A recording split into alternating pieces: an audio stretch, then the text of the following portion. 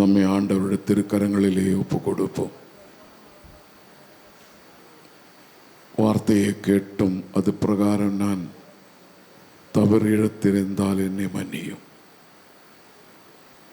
எல்லாம் கூடும் என்ற அந்த ஆண்டவருடைய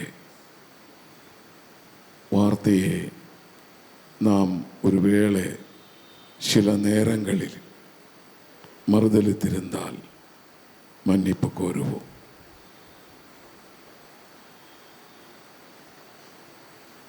யாவே ஈரே என்ற வார்த்தை ஆண்டவர் பார்த்து கொள்ளுவார். அந்த நம்பிக்கையோடு நாம் வேண்டுவோம். தந்தை, மகன், தூய ஆவியின் பேராலே ஆமென். Praise the Lord. அமர்ந்து கொள்ளுவோம். நாம் சில நேரங்களில் நம் அறியாமலோ அறிந்து கொண்டோ கடவுளுடைய வார்த்தையை மறுதலிப்பது உண்டு. ஆண்டவர் சொல்லுகிறார், யெகோவா ஈரே என்ற வார்த்தையை நமக்கு தருகிறார். எல்லாம் நான் பார்த்து கொள்ளுவேன். யாவே ஈரே என்று முதலாக ஆபிரகாம் எந்த மொழியில் சொன்னார் என்று என்னை கேட்டால் எனக்கு தெரியாது. முதலாகவே ஆரம்பத்தில் என்ன மொழி இருந்தது என்று கடவுளுக்கு மட்டும்தான் தெரியும். அது கடவுளுக்கு மட்டும்தான் தெரியும். கடவுளுடைய வார்த்தை அறிவித்த நேரத்திலேயே ஆதாம் இடத்துல என்ன பேசியிருக்கான்றது அன்றைக்கு பிரிண்டிங் இருந்ததா, எழுத்து மொழி இருந்ததா, அது கடவுள் வார்த்தை. அதே போலவே ஆபிரகாமும் அப்படிதான் சொல்லியிருப்பார், யாவே ஈரே. ஏன் அப்படி சொன்னார்? ஏன் அப்படி சொன்னார்? நாமளும் சொல்ல வேண்டியது தானே. நான் சொல்வது என்னவென்றால், ஒவ்வொரு காலை வேளையிலும் நாம் எழுந்து என்ன சொல்லணும்? முதல்ல, இந்த நாள் முழுவதும் ஆண்டவர் பார்த்து கொள்ளுவார். ராத்திரியிலே தூங்க போகின்ற நேரத்திலே நாம் ஆண்டவர் கையில் ஒப்படைக்கின்றோம் உயிரையே. விடிந்து நாம் எழுந்திருக்கின்ற பொழுது, இந்த நாள் முழுவதும் உம்முடைய கரத்திலேயே என்னை ஒப்படைக்கிறேன், நீர் பார்த்துக்கொள் அப்படின்னு சொல்லணும். நீங்க சொல்வது உண்டா? காலையில் எழுந்த உடனே பெட் காஃபிக்கு போகக்கூடாது.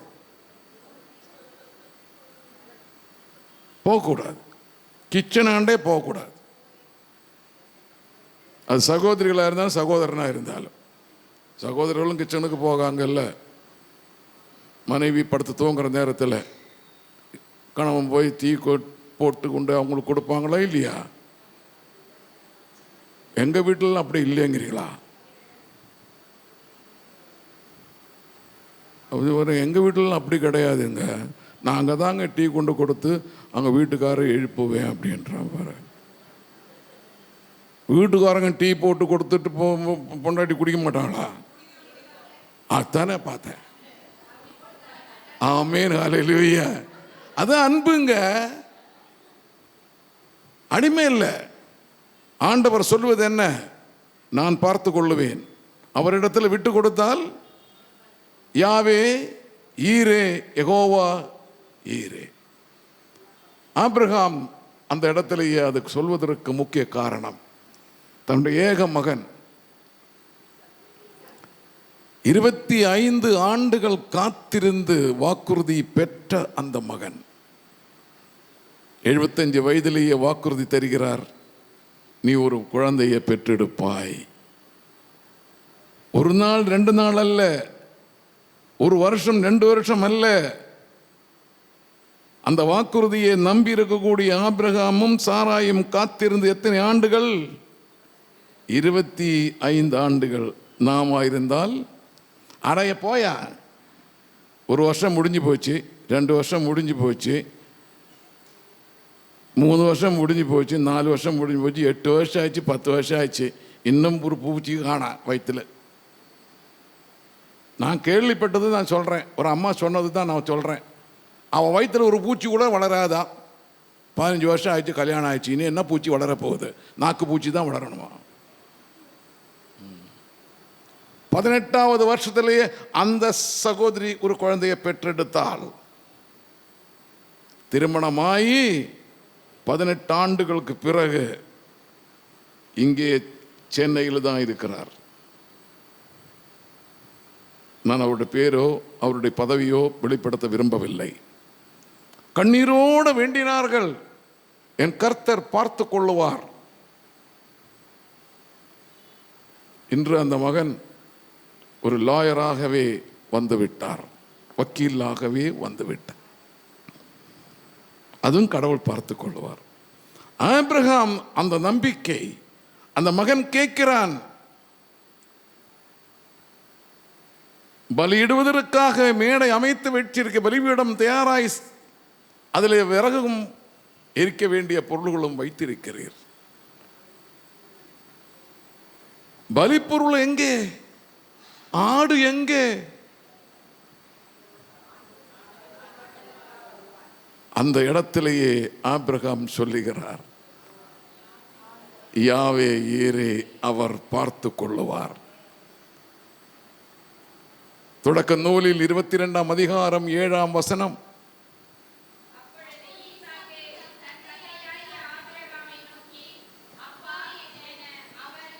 அப்பா என்று அவர் என்ன மகனே என்று கேட்கும் பொழுது அதற்கு அவன், இதோ விறகும் கட்டைகளும் இருக்கின்றனே, எரிபலிக்கான ஆட்டுக்குட்டி எங்கே என்றார். அவன் கள்ளம் கபடமில்லாத குழந்தை. எரிபலிக்கு தன்னைதான எரிபலிக்காக கொடுக்க சென்றது என்றது அவனுக்கு புரியவில்லை. தன்னை பலி கொடுக்க சென்றிருக்கிறார் என்றது அவனுக்கு தெரியவில்லை. அப்பா, ஆட்டுக்குட்டி எங்கே? நீர்தான் அந்த ஆட்டுக்குட்டின்னு சொல்லுவதற்கு அவரும் தயங்கவில்லை. அவரும் சொல்லுகிறார், ஆண்டவர் பார்த்து கொள்ளுவார். பிரியமானவரே, நமக்கு ஏற்படுகின்ற துன்பங்கள், துயரங்கள், வேதனைகள், கஷ்டங்கள், நெருக்கடிகள் நேரத்திலேயே ஆண்டவரே நாம் பற்றி கொள்ள வேண்டும், நம்பிக்கை வைத்துக் கொள்ள வேண்டும், விசுவாசம் வைத்துக் கொள்ள வேண்டும். எவ்வளவுதான் இடர்கள் ஏற்பட்டாலும், எவ்வளவுதான் வேதனைகள் வந்தாலும், பரீட்சைகள் வந்தாலும் தோல்வி அடையக்கூடாது. அவர் பார்த்து கொள்ளுவார். யாவே ஈரே. இது நீங்கள் தினம் தினமும் ஒவ்வொரு நிமிஷமும் நம்முடைய வாழ்க்கையில் ஏற்படுகின்ற எந்த நேரத்திலும் ஆயிருந்தாலும்,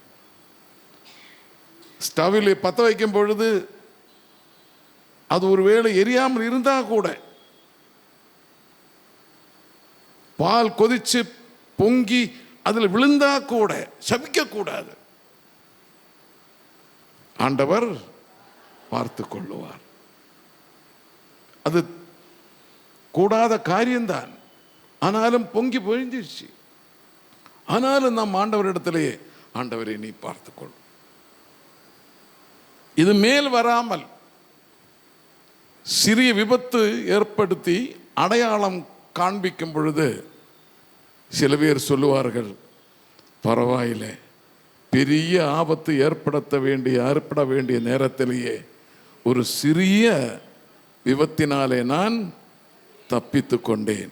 நேற்றைய தினம் ஒரு காட்சியை பார்த்தேன். கேரளாவிலேயே கல்லாடி என்ற ஊரில், வயநாட்டிலேயே கல்லாடி என்ற ஒரு ஊரில் மண் சரிவு ஏற்பட்டு மக்கள் ஓடுகிறார்கள்.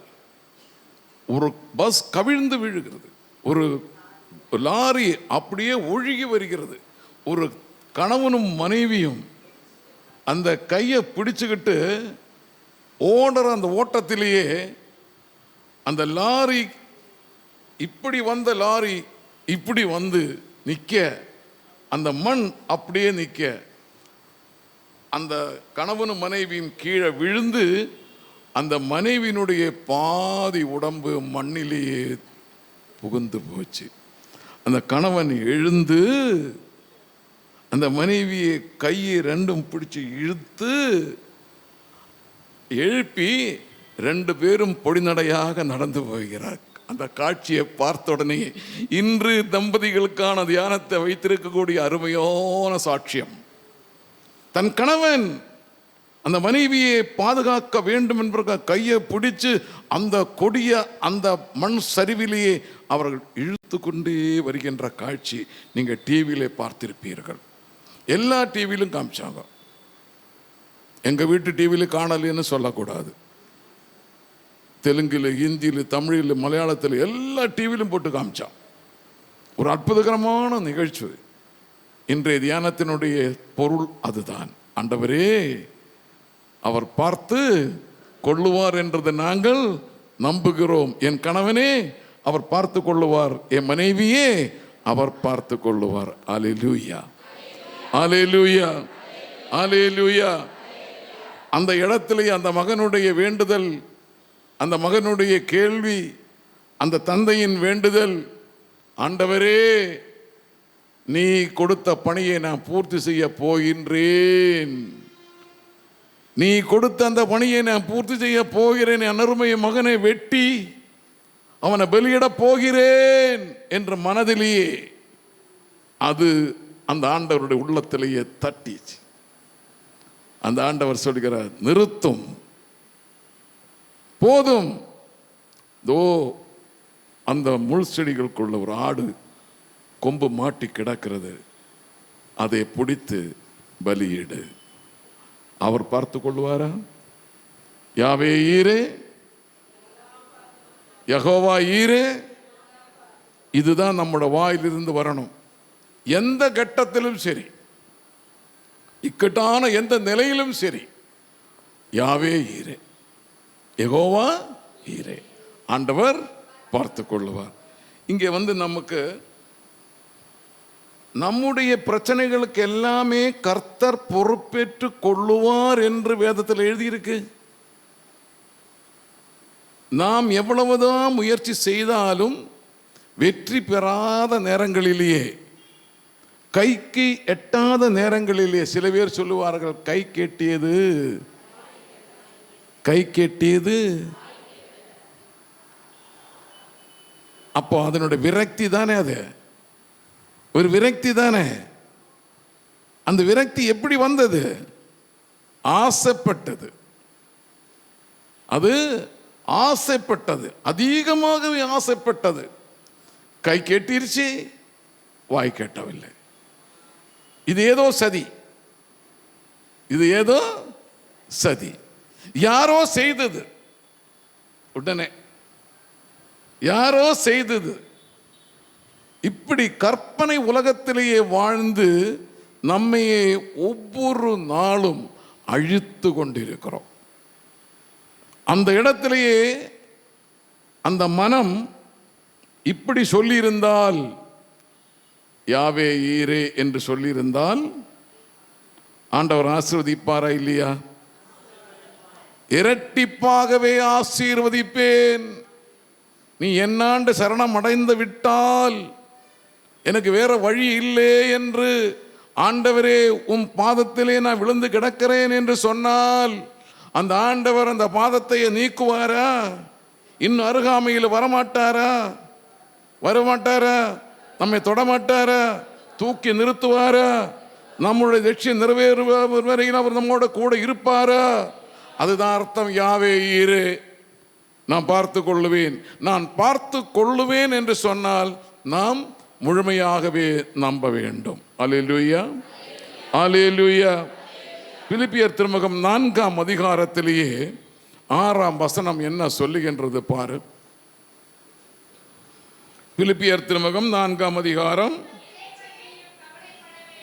எதை பற்றியும் கவலைப்பட வேண்டாம், ஆனால் நன்றியோடு கூடிய இறை வேண்டல் மன்றாட்டு ஆகிய அனைத்தையும் கடவுளிடம் உங்கள் விண்ணப்பங்களே தெரிவிங்கள். நாம் எந்த நோக்கத்தோடு இந்த ஆலயத்துக்குள்ளவே கடந்து வந்திருக்கிறோமோ அந்த விண்ணப்பம், அந்த நோக்கம் யாரிடம் கொடுக்க வேண்டும்? யாரிடம் கொடுக்க வேண்டும்? புனிதர்களிடத்தில் அல்ல, புனிதர்களிடத்தில் அல்ல. யாரிடம் கொடுக்க வேண்டும்? அந்த கர்த்தரிடத்திலே கொடுக்க வேண்டும். நம்ம உருவாக்கி அந்த தெய்வத்திடத்தில் கொடுக்க வேண்டும். படைத்த அந்த தெய்வத்திடத்தில் கொடுக்க வேண்டும். ஆண்டவரே, இதோ நான் கொண்டு வந்திருக்கிற இந்த விண்ணப்பம், நான் கொண்டு வந்திருக்கிற இந்த காணிக்கை. காணிக்கை என்ன? பொருளா? மன்றாட்டும் இதயமும் உம் பாதத்திலேயே சமர்ப்பிக்கின்றேன்.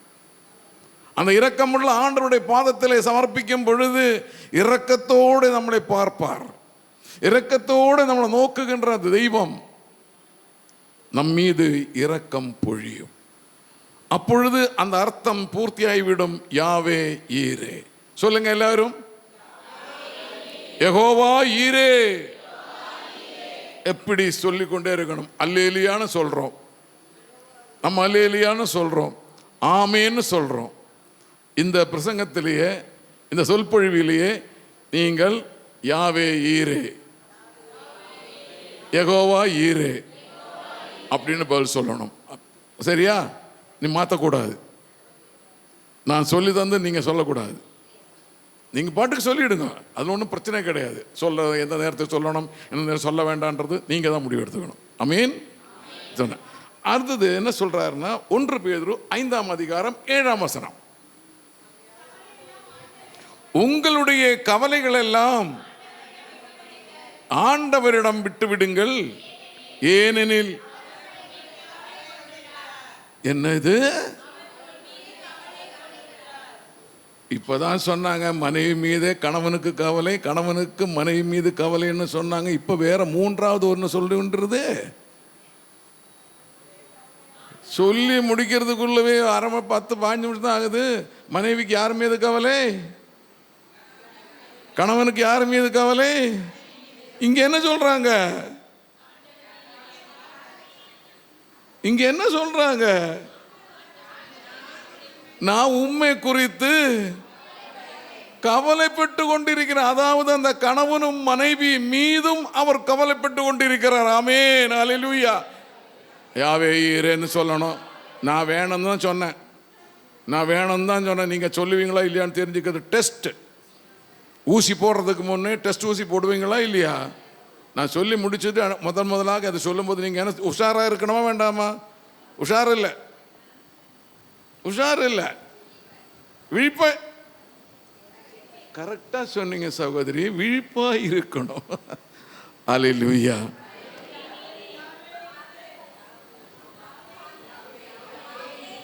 நான் காலையிலே சொன்னாலும் நீங்க என்ன சொல்லணும்?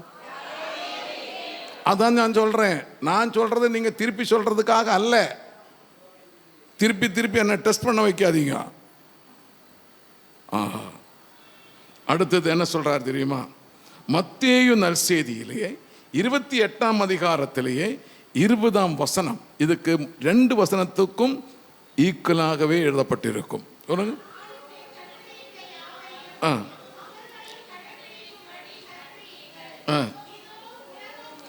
உலகம் முடியும் வரை என்னாலும் உங்களோடு இருப்பேன்.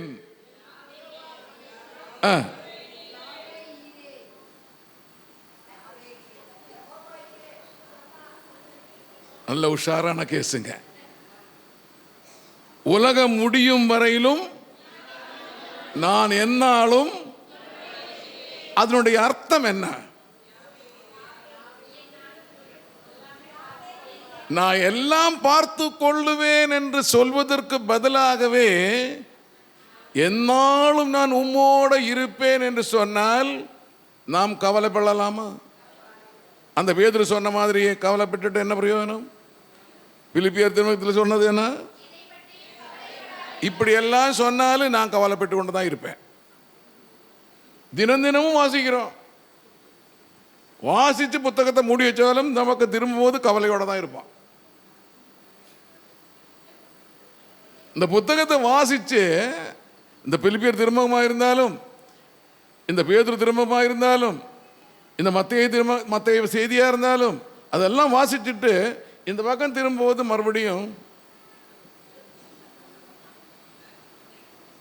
ஏம்மா அப்படி இருக்கிறேன், என்ன கப்பல் கவிழ்ந்து போச்சா, நீங்க வேறங்க, நான் எவ்வளவோ பிரச்சனையோடு இருக்கிறேன். எப்படி இப்போ இந்த வாசிச்சிங்களே, இப்போ அது கிடக்கிறது, அது எழுதி வச்சது வாசிச்சேன், அது அப்படியே நடக்குமா என்ன? அப்போ விசுவாசம் என்ன ஆகுது, நம்பிக்கை என்ன ஆகுது? யாரை காமிக்கிறதுக்கு எழுதுறேன், யாரை காமிக்கிறது படிக்கிறேன்?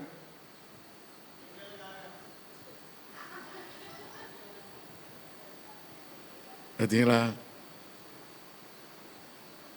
கேட்டுங்களா? காதில் விழுந்ததா? காதில் விழுந்ததா? இதுதான் ஆண்டவர் சொல்ற. நீங்க என்னதான் படிச்சாலும்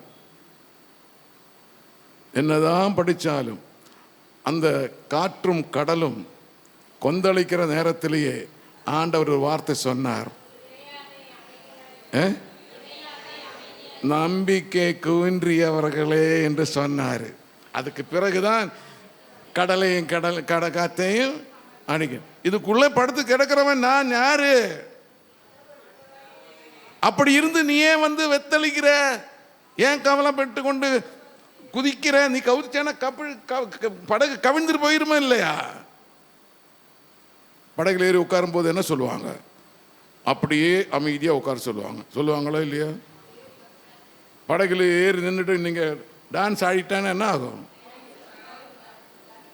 அந்த படகோட்டி என்ன சொல்லுவாங்க? இந்த பார், படகுல உட்கார்ந்துக்கிட்டு போய் சைலண்டாக போகணும், சும்மா டான்ஸ் எல்லாம் ஆடக்கூடாதுன்னு.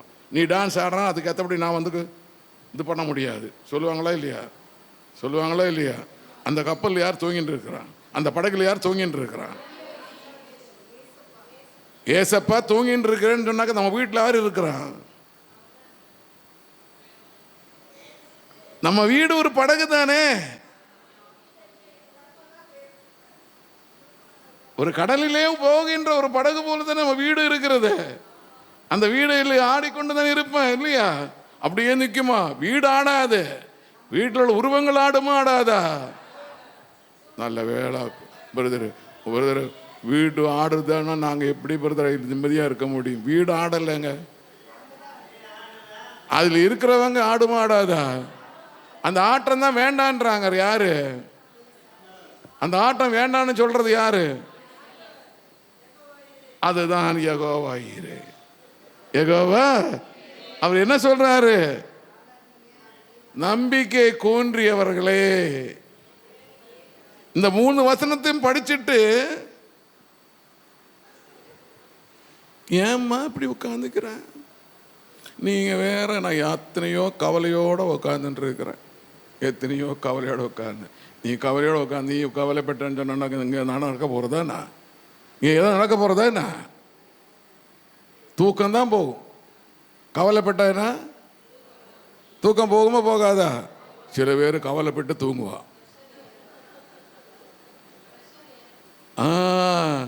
அது கேஸ் ஸ்டவ்வில் இந்த நோவை ஏற்றுறதும் இறக்குறதும் வச்சுருப்பாங்கல்ல, அதிகமாக ஃப்ளேம் வேணும்னா அதிகமாக ஏற்றணும், அப்புறம் கம்மியாக கொண்டு. ஏன்னா இப்போ நீங்கள் கேட்பீங்க, ரொம்ப எக்ஸ்பீரியன்ஸ் போல் இருக்குது அப்படின்னுவான். இருக்கட்டுமே, செஞ்சால் என்ன தப்பு? ஸ்டவ் பற்ற வச்சா தப்பா? ஸ்டவ் பாய்க்க பத்தாக்க தெரியாது எத்தனையோ சகோதரி மாதிரி இருக்க தெரியுமா? பயம். வீட்டுக்காரனை கூப்பிடுவான், ஒன்று பற்ற வச்சு கொடுங்க அப்படின்னா. எப்படி? அப்போ வீட்டுக்காரில் என்ன வீட்டில் சமையல் பண்ண மாட்டாங்களா? எப்போ தைரியம் வரும்? அந்த ஆண்டவர் நம்மோடு இருந்து கொண்டு சொல்லுகிறார், நான் உங்களோடு இருக்கிறேன், இந்த படகிலே நான் இருக்கிறேன். இந்த படகில் நான் தூங்கி கொண்டு இருக்கும்பொழுது அங்கே எப்படி தூங்க முடியும் என்று நீங்கள் நினைத்து பார்த்தீர்களா? அப்ப நம்பிக்கை இல்லை. நம்பிக்கை கூன்றியவர்களாகவே நாம் இருக்கக்கூடாது. சோதனை வரும், கஷ்டம் வரும். இல்லாதவ யார் இருக்கு? இல்லாதவள் யார் இருக்கு? இந்த பூமியில மனிதனாய் பிறந்திருக்கக்கூடிய எல்லோருக்குமே கவலை இருக்கும். இருக்குமே இருக்காதா? நோய் இருக்குமே இருக்காதா? நோய் இல்லாத யாராவது இருக்கா? இந்த இடத்துல இருக்கக்கூடிய சமூகத்தில் இருக்கக்கூடிய யாராவது எனக்கு நோயே கிடையாதுன்னு யாராவது சொல்ல முடியுமா? ஒரு ஆள் கூட இருக்காது.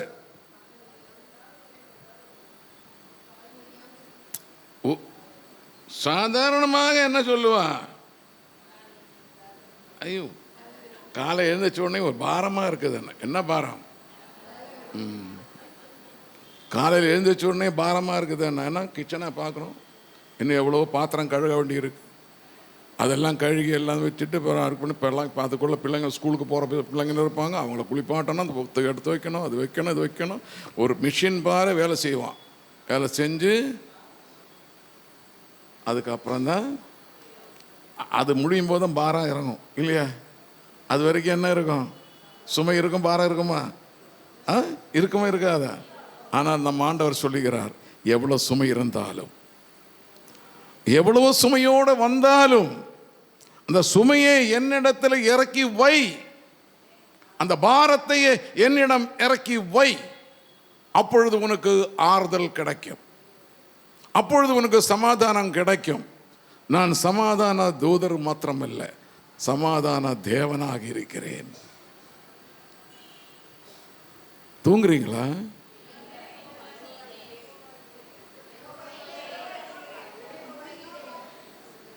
தூங்குறீங்களா? பாருங்க, எனக்கு நான் வெக்கப்பட்டு நான் கேட்டுட்டே இருக்க வேண்டியது. யகவீரை யகவீரன்னு சொல்லுங்களேன்றேன். எங்களுக்கெல்லாம் பிரச்சனை ஒன்றும் கிடையாது. அவர் பார்த்து கொண்டான்னா பார்த்து கொள்ளாட்டு இருந்தான்னா நாங்கள் பாட்டுக்கு போவோம், நாங்கள் பாட்டுக்கு வருவோம். சட்டியில் போட்டால் தான், உலையில் போட்டால் தான் சோறு.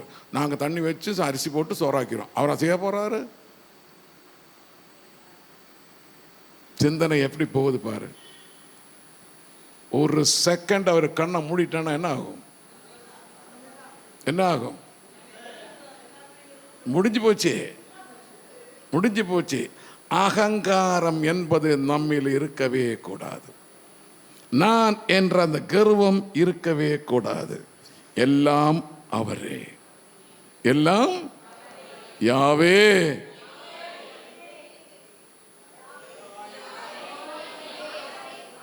ரொம்ப ட்ரைனிங் எடுக்கணும். ஒன்றும் பண்ணிட்டு சொல்ல பிரச்சனை.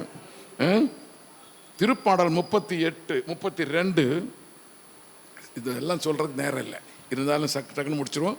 திருப்பாடல் 32:8 நான் உனக்கு அறிவு புகட்டுவேன், நீ நடக்க வேண்டிய வழியே உனக்கு காட்டுவேன், உன்னை கண்ணோக்கி உனக்கு அறிவுரை கூறுவேன். எப்படி பாரு, 3 காரியங்களை சொல்லி இருக்கிறார்.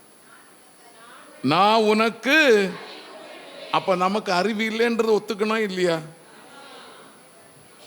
ஆனா நம்ம எல்லோரும் என்ன நினைக்கிறோம்? அறிவாளி. அறிவாளின்னு யாரெல்லாம் நினைக்கிறாங்களோ அவங்க எல்லாம் முட்டாள். ஏன்னா அவர் அப்படி சொல்லுவார். அவர் நமக்கு அறிவை ஊட்டுகிறார். கத்தி வச்சிருக்கீங்க வீட்டில், ரொம்ப கொஞ்ச நாள் உபயோகப்படுத்தின பிறகு அந்த கத்தியில வெட்டினா வெட்டு வராது. மனைவி என்ன செய்வீங்க?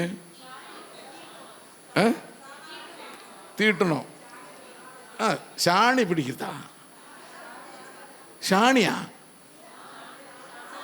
ஓ, சாணை பிடிக்கிறது. நான் என்ன கேட்டேன், சாணியில் வைக்கணுமா? இல்லை இல்லை இல்லை இல்லை, எனக்கு தெரியல, அதனால தான் கேட்டேன். இப்போ நம்ம அது வச்சு தீட்டணும். சாணை பிடிக்கிறதுன்றது தெரியும், இருந்தாலும் நான் சொல்கிறேன். அப்போ அதுக்கு என்ன உண்டாகிறது? அது சாணை பிடிக்கணும் யார் சொல்லி கொடுத்தாங்க?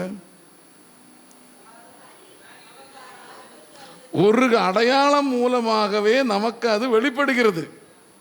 அப்படி செய்தால் அது உபயோகமாகும். இதை தான் இங்க சொல்றோம். நான் உனக்கு அறிவு புகட்டுவேன். இரண்டாவது, நடக்க வேண்டிய வழியே உனக்கு காட்டுவேன் என்றார்.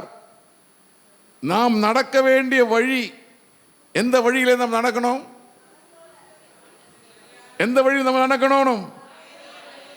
அந்த யாவே ஈரே என்று சொல்லக்கூடிய அந்த தெய்வத்தோடு சேர்ந்து நடக்கணும். ஏனோக்கு எப்படி நடந்தார்? வேதம் சொல்லுகிறது, ஏனோக்கு ஆண்டவரோடு சேர்ந்து நடந்தார்.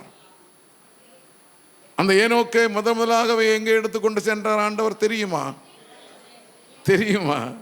அவர் எடுத்துக்கொண்டு சென்றார்.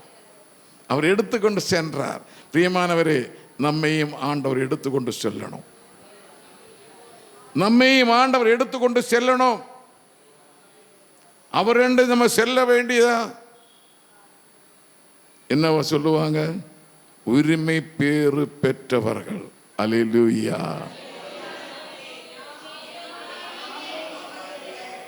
நான் சொல்லுவேன்னு சொல்லிட்டேன். நான் ஆலையிலேயே சொல்லுவேன். நீங்க என்ன திருத்தணும். நான் ஆலையிலேயே சொல்லும் போது நீங்க என்ன திருத்தணும். எப்படி திருத்தணும்?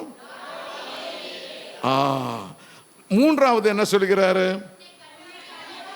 உன்னை கண்ணோக்கி உனக்கு அறிவுரை கூறுவேன் என்றார். நாம் செயல்படுறது எல்லாமே அறிவிக்கிட்டதன்மா. யாராவது சொன்ன உடனே நம்பிடுவீங்க. யாராவது நமக்கு வத்தி வச்சா நம்ம நம்பிடுவீங்க. அடுத்த ஆளை பற்றி நமக்கு அப்போ உடனே நம்பிடுவாங்க. அது உண்மை இருக்காதுன்னு நம்ம தெரிஞ்சுக்கிறதே இல்லை. உண்டா? அப்படியே நம்பிடுறோம். அப்படியே நம்பிடுறோம். இல்லை, ஆண்டவர் சொல்வது என்ன? அப்படி இருக்கக்கூடாது. அறிவு தெளிவோடவே இருக்க வேண்டும். அல்லேலூயா.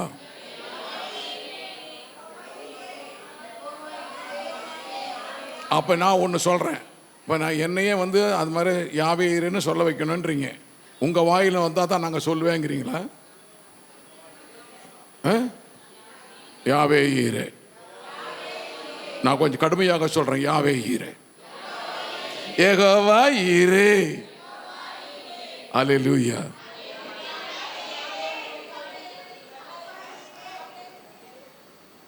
அன்பானவர்களே, இந்த காலை வேளையில் அல்லது இந்த மதிய வேளையில் நம்ம ஆண்டவரோட முன்னிலையிலே வந்திருக்கக்கூடிய நேரத்தில் நம் கையில் இருப்பதையே, எந்த பாரத்தோடு நீங்கள் வந்திருக்கிறீர்களோ அந்த பாரத்தையே, அந்த சுமையை அவர் அண்டை இறக்கி வைத்து விடு.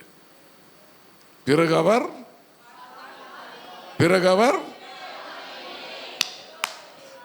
அவர் என்ன செய்வார்? எழுந்து நிற்போம். இன்னும் நேரம் இல்லை. 1 மணி நேரம் கிளாஸ், 1/2 மணி நேரத்தில் முடிக்க வேண்டியிருக்கு. முடிச்சிருவோம்.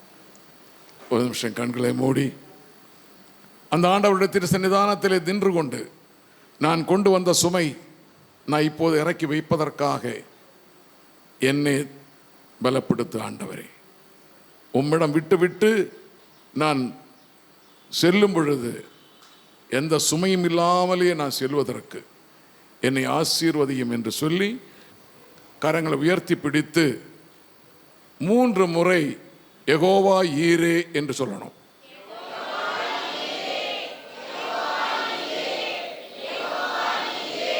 தந்தை மகன் தூய ஆவியின் பெயராலே